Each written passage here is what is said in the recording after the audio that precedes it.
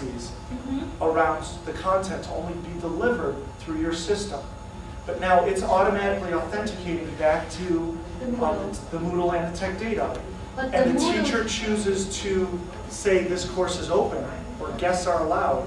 You've now allowed into technically licensed. So it's just a training for the teacher more than anything. Yes, they needed to set their class only for the students that enroll to their class only. Right. And only the students that are in the class will get the code to set up the account and sign up for the class.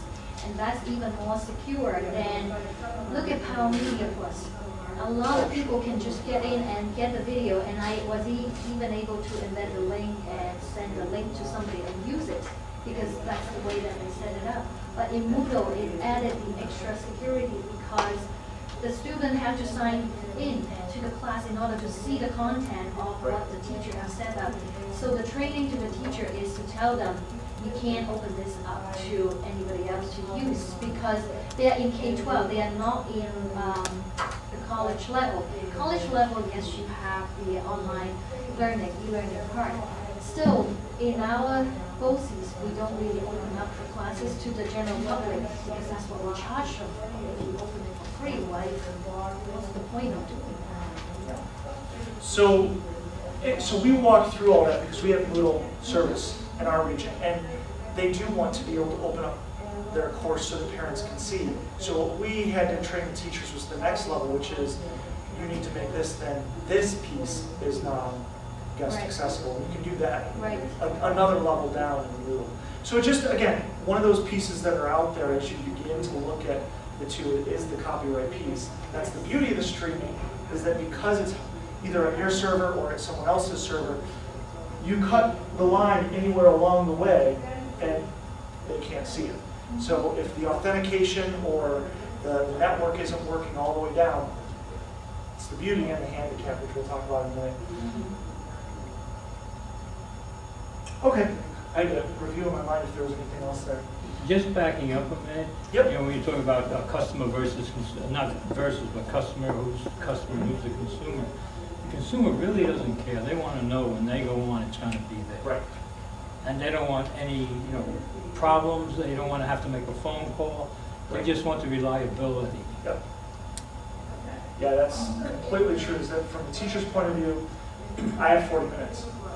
That's exactly right. And if it doesn't work, I'm moving on. And if it doesn't work twice, I'm not trying it again. Do you have many virtual schools in New York State? No. There isn't, you're talking about my last job, actually. Oh, okay. There isn't a virtual school. In fact, the way the law is written, there can't be. Really? But there are a number of BOCES who are delivering online courses as supplemental to the students' regular day, or part of their day. So there is Much into the technology department, and they want equalization of education. So every student getting the same education. We kind of already talked about this, but this is just interesting to see, which is when you're looking at internet across the board, we're using more just-in-streamed media now than we were in 2000, the entire internet usage. So here's some things. The reason I bring that up is there's some things to think about. Lots of people are increasing their bandwidth. And so they're saying, yes, we can now handle streaming media. Yes and no. You really have to talk with the district's tech directors and continue to help them understand. You may double your bandwidth, but if you have 20 teachers that all of a sudden jump on streaming and are streaming all the time, they'll still bring it to your needs.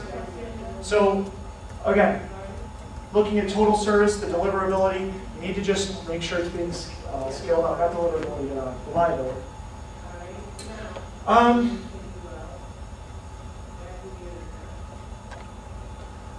Just thinking if this is, so you can see, I mean, mostly what we're looking at is, when you are looking at streaming media, it is the lower bandwidth still than some of the other options. It's not the same as video conferencing and such. Yeah, we'll just go here. Because here's what I'm thinking, here's one of the pieces we already talked about. And this is the piece that, in talking about that service, I'm thinking about the quality that you encode at and all of that. We don't need to go through this is a network design, but the idea is any line that's broken in here and you don't have your streaming media. And the big push as we're looking to the future is everyone's going wireless, and it's tough to deliver the amount of bandwidth you need to over wireless networks. Do you feel it will get better as time goes on? New technology will come about to help that wireless? Yeah, I mean, the issue is that the main way that a lot of districts that I'm seeing across the state are delivering the wireless is with the laptop cards, and then you plug the wireless device into the wall. And that's not a thought-out network design for your wireless. And you run into a lot of issues that way when you try and throw 20 computers onto one router. Right. And It's they all very go to stream. unstable, Yeah. very unstable, and especially to do streaming, it has to have the minimum amount of bandwidth required, or everybody will just stop. It just slows down. Yeah. Not just slow down, it will just stop Will it the stop? whole thing. So that's, again, another education piece, a reliability piece. So one of the things that we've worked into our training now is to talk a little bit about that. And yes, it would be wonderful if everyone could drive their own instruction in your classroom. But what's the likelihood that you're going to have 20 different resources that 20 different students are going to use? So you start to say, all right, instead group it in groups of 5, in groups of 3, and have a smaller number of laptops that you're handing out when you're doing anything within the classroom. Works okay at the elementary, middle school level. High school doesn't quite seem to get the concept of centering or grouping in the same way as some of the others do at the lower grade levels. But that's one of the issues. It comes again back around to teacher training. Wouldn't teachers download the material beforehand, so this way they would avoid that issue?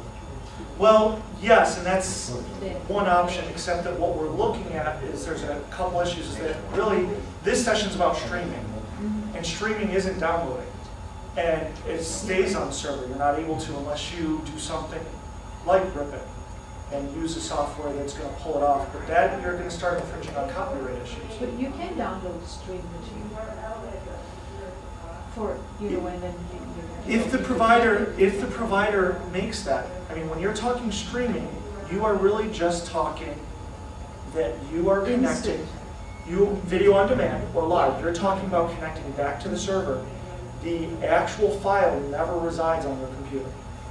Well, some of the systems, they give them the link to be able to download. Those are only the material that they have the right to be able to download them and use them. But the other thing is, we keep telling the teacher is, once you download it and use it, erase it afterward, because it accumulates, and you know how big those video file is and how much space you have on your desktop. And a lot of the time is, we still have teachers that from years ago, they downloaded United Streaming and they still kept them on their system. They use it over and over and over. And that we wouldn't even be able to do, because our job is not to go and police them, like to check everybody's desktop, and if you get caught, you're in trouble. Well, let's talk about it's not our job or not. Again, thinking in terms of total service, and there's a couple pieces out there that if you have the contract with the vendor, this sounding right about? If you have the contract with the vendor, it does rely on you as the service to make sure that you're following You can copyright. only do so much like you tell them. Sure. But you can't go physically and Right. check each one of their machines. No, you can't. And what if they download it and then they put it into their thumb drive and carry them around? And are we going to tell them, can I search your thumb drive? Well, no, but the way some of the BOCES do it, they send out a sheet, and the teacher has to sign it that you have erased this, and you do it then.